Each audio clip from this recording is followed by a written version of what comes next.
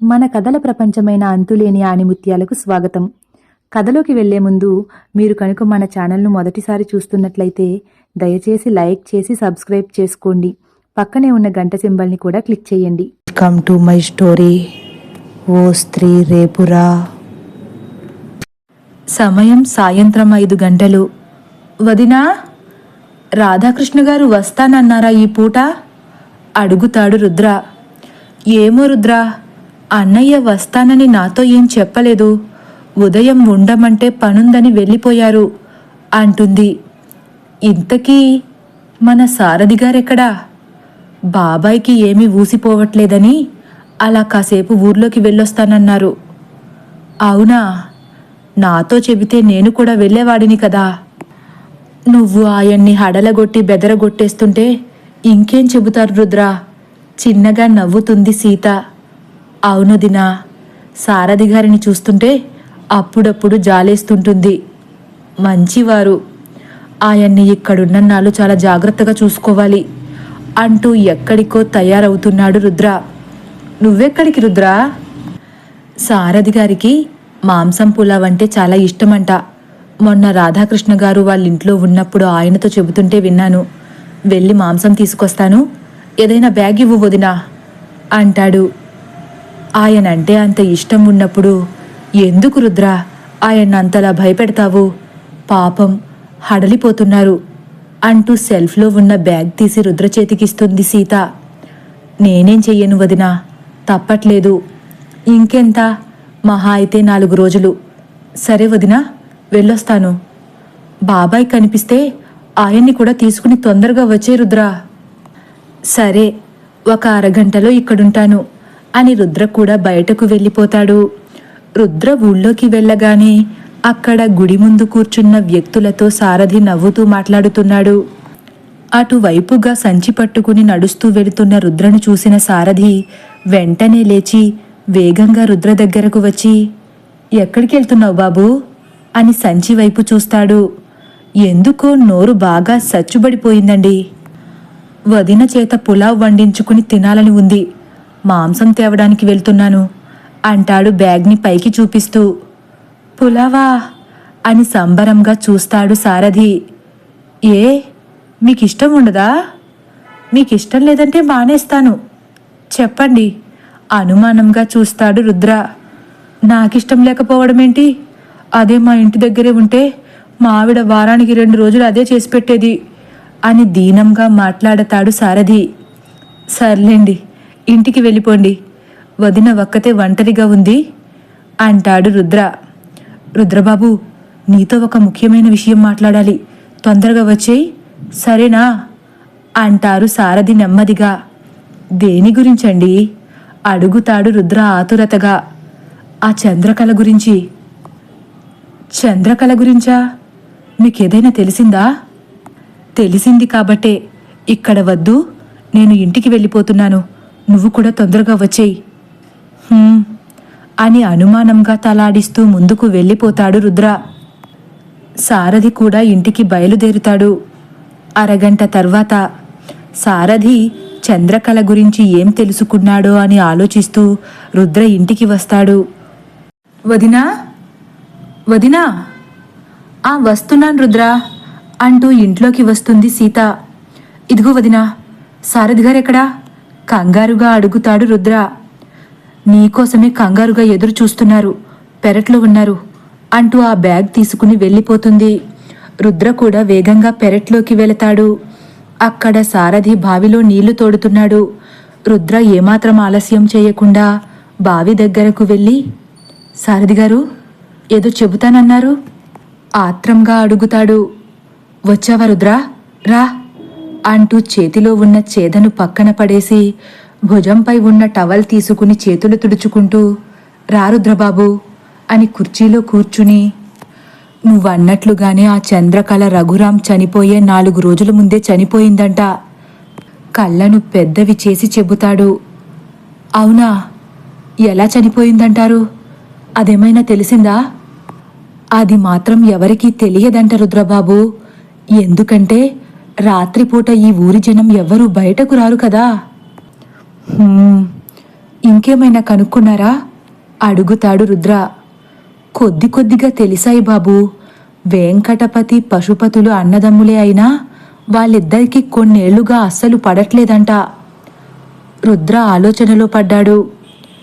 అంటే ఈ హత్యలో కూడా పశుపతిని అనుమానించడానికే ఆస్కారం ఉందంటారా? కనుబొమ్మలు దగ్గర చేసి చూస్తాడు. లేకపోలేదు.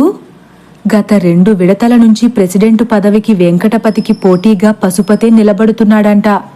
కానీ వెంకటపతే గెలుస్తున్నాడంట. అవునా? అంతేకాదు రుద్రబాబు, ఈ ఊర్లో ఎవరూ వెంకటపతి మాటకిచ్చే విలువ గౌరవం పశుపతికి ఇవ్వరంట. ఆ ద్వేషంతోనే పశుపతి ఎలాగైనా అన్నను ఓడించి ప్రెసిడెంట్గా గెలవాలని గట్టి ప్రయత్నాలే చేస్తున్నాడు. కానీ ఫలితం లేదంట బాబూ అని తనకు తెలిసిందంతా చెప్పుకొస్తాడు సారథి. పశుపతి ఎన్నిసార్లు పోటీ చేసినా గెలవట్లేదంటే వాడికి ఈ ఊళ్ళో మంచి పేరు లేదని ఈజీగా అర్థమవుతుంది. కానీ వాడంటే ఊరి జనం ఎందుకో జడుస్తున్నారు సారథి గారు. దానికి కారణమేంటో అంటాడు రుద్రం మళ్ళీ అనుమానంగా. అవును బాబూ, జడిచినా మానినా వెంకటపతికి కదా జడవాల్సింది. వీడికెందుకు జడుస్తున్నారో అర్థం కావట్లేదు. అసలు నిన్నటి నుండి నా బుర్రను ఒక సందేహం పట్టి పీడిస్తుంది సారథి గారు. అసలు ఊళ్ళో ఇంత పలుకుబడి ఉండి కూడా వెంకటపతి కూతురు మరణాన్ని అంత ఈజీగా ఎలా తీసుకున్నారు? ఇందులో పెద్దగా ఆలోచించేదేమీ లేదు బాబూ. ఆ హత్యలు చేసేది దెయ్యమనే గట్టిగా నమ్ముతున్నారు కాబట్టి. మనకేమో ఈ హత్యల వెనక దెయ్యం కాకుండా వేరే ఏదో జరుగుతుందని అనుకుంటున్నాం కాబట్టి మనం అంత సులువుగా నమ్మలేకపోతున్నాము. ఏదేమైనా రేపొకసారి వెంకటపతి గారిని కలిస్తే మనకేవైనా ఆధారాలు దొరకచ్చు అంటాడు రుద్ర. వెంకటపతినా? మనం పోలీసులమని తెలిస్తే ఆయన ఎలా రియాక్ట్ అవుతారో తెలుసా? ఆలోచించకుండా అడుగేయకూడదు రుద్రబాబు అంటుండగా హఠాత్తుగా ఏదో గుర్తొచ్చినట్లు రుద్ర, పోనీ నాకో ఉపాయం తట్టింది సారథి గారు. ఇప్పుడు ఆ పశుపతికి ఈ హత్యలకు సంబంధం ఉందని మనకు తెలియాలంటే వాణ్ణి మనం రెచ్చగొట్టాలి. ఒకసారి రెచ్చగొట్టావు కదా, ఏమైంది? ఏకంగా చంపడానికి మనిషిని పంపించాడు. మళ్ళీ రెచ్చగొట్టడం అవసరమంటావా అంటాడు సారథి. తప్పదండి. కర్ర విరక్కూడదు, పాము చావకూడదంటే ఎలా అంటాడు రుద్ర. ఇక్కడ కర్ర మనమైతే పర్లేదు రుద్రబాబు, వాడయ్యేలా చెయ్యకూడదు అంటాడు సారథి. కర్ర వాడిదే, పాము కూడా వాణ్ణి చేయగలిగితే అంటాడు రుద్ర. అర్థం కాలేదు. వాడి వేలుతో వాడి కన్నె పొడుచుకునేలా చేద్దాం. అదెలా బాబూ? చాలా సింపుల్ సారథి గారు. ఇప్పుడు వాడికి మనమంటే పిచ్చి కోపం ఉంది కదా. ఇటువంటి సమయంలో వాడి మనిషి ఎవరైనా మనకు సాయపడుతున్నారని తెలిస్తే ఏం జరుగుతుంది అని రుద్ర చెబుతుండగానే, రాత్రికి వాణ్ణి లేపేస్తాడు అంటాడు తేలికగా సారథి. వాడిలో ఉన్న ఆ బలహీనతే మనం ఉపయోగించుకోవాలి అంటున్నాను. వాడి గొయ్యి వాడి చేతే తవ్వించినట్లవుతుంది అంటాడు తెలివిగా రుద్ర. ఇంతకీ ఇప్పుడేం చేద్దామంటావు రుద్రబాబు? భద్రాద్రి మనకు సాయపడుతున్నట్లు రేపు ఎలాగైనా పశుపతికి తెలిసేలా చెయ్యాలి. రుద్రబాబు, ఏం మాట్లాడుతున్నావు? పాపం, భద్రాద్రి విషయంలో ఇటువంటి ప్రయోగాలేం చెయ్యొద్దు తేల్చి చెప్పేస్తాడు సారథి. భద్రాద్రికి ఏం కాదు సారథి గారు. రేపు ఆ పశుపతికి భద్రాద్రి మనకు సాయపడినట్లు తెలిస్తే రేపు రాత్రి తప్పనిసరిగా భద్రాద్రిని చంపడానికి వాళ్ళింటికి మనిషిని పంపిస్తాడు.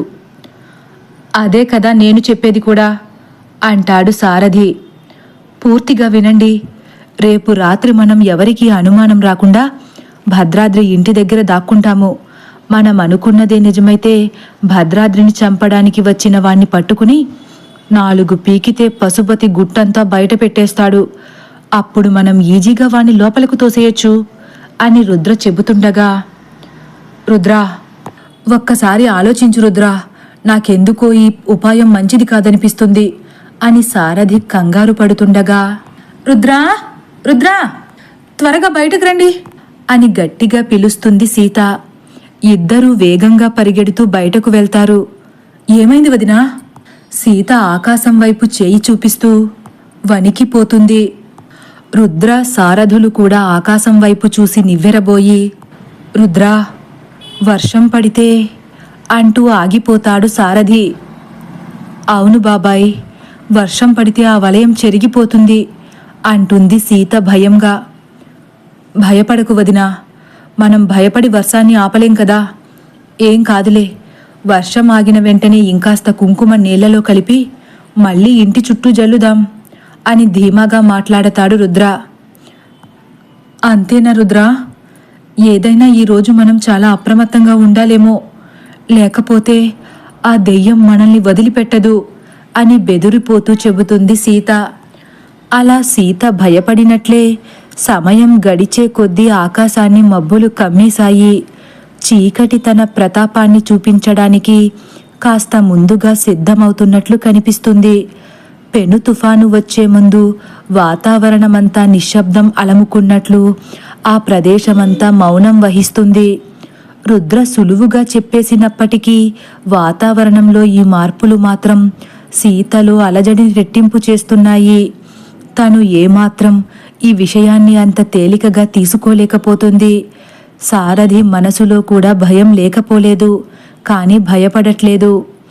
ఆ భయంతోనే బయట సామాన్లు కడుగుతున్న సీతతో, సీతమ్మ, తొందరగా లోపలికి వచ్చేయి, రేపు కడుక్కోవచ్చు, సమయం 6:30 అయిపోతుంది, వాతావరణం కూడా ఏం బాలేదు అని చుట్టూ చూస్తున్నాడు.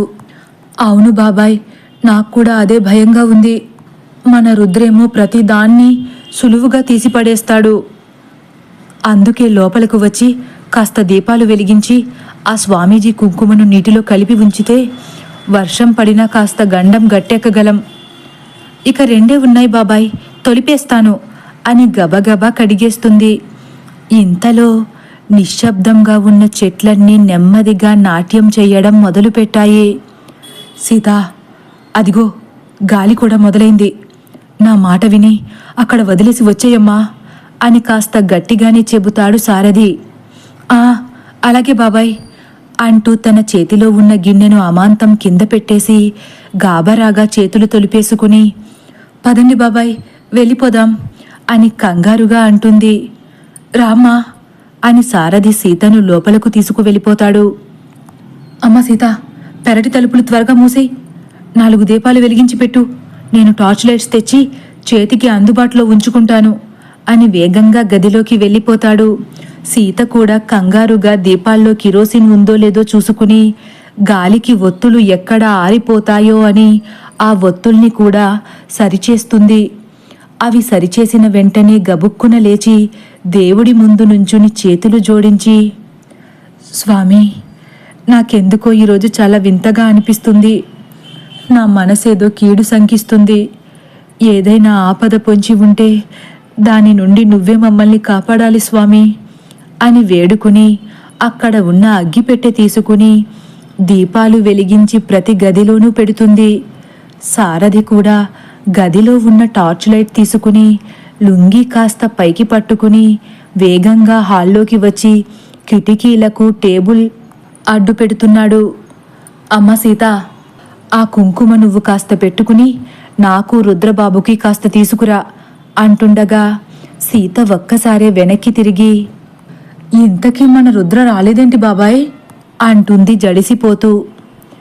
ఏమోనమ్మా, నాకేం తెలుసు, 15 గంటలో వచ్చేస్తానన్నాడు, ఇప్పటికి రాలేదు. ఈ మనిషిని మార్చడం మన వల్ల కాదు. ప్రతి విషయాన్ని తేలికగా తీసేసుకుంటున్నాడు రుద్రబాబు. అదెప్పటికీ మంచిది కాదంటే అర్థం చేసుకోడే అని సీత ఇచ్చిన కుంకుమను నుదుటున పెట్టుకుంటూ, అందుకే వచ్చేశాను సారథి గారు అని రుద్ర లోపల అడుగు పెడతాడు. ఏంటి రుద్ర, మరీ ఇంత కంగారు పెట్టేస్తున్నావు? నువ్వసలు సాయంత్రం 5 దాటాక బయటకు వెళ్ళావా? నా మీదొట్టే అని కాస్త కరుకుగా చెబుతుంది సీత. సారీ వదినా, తొందరగా వచ్చేద్దామనుకున్నాను, కానీ కుదరలేదు. ఎవరికి అనుమానం రాకుండా పని పూర్తి చేసుకొచ్చేసరికి ఈ టైం అయింది అని చేతికున్న వాచ్ తీసి పక్కన పెడుతున్నాడు. ఇదిగో రుద్ర, కుంకుమ పెట్టుకో ముందు అని సీత రుద్రకు కూడా కుంకుమ ఇస్తుంది. రుద్ర భక్తితో కుంకుమ పెట్టుకుంటూ, వర్షం వర్షం పడేలానే ఉందొదినా, తొందరగా భోజనం వడ్డించేయి అంటూ బట్టలు మార్చుకోవడానికి లోపలికి వెళ్తాడు. తదుపరి భాగం కోసం వేచి ఉండండి. ఒకవేళ నా కథ కానీ మీకు నచ్చినట్లయితే లైక్ చేసి సబ్స్క్రైబ్ చేయడం మర్చిపోకండి. Thank you for watching.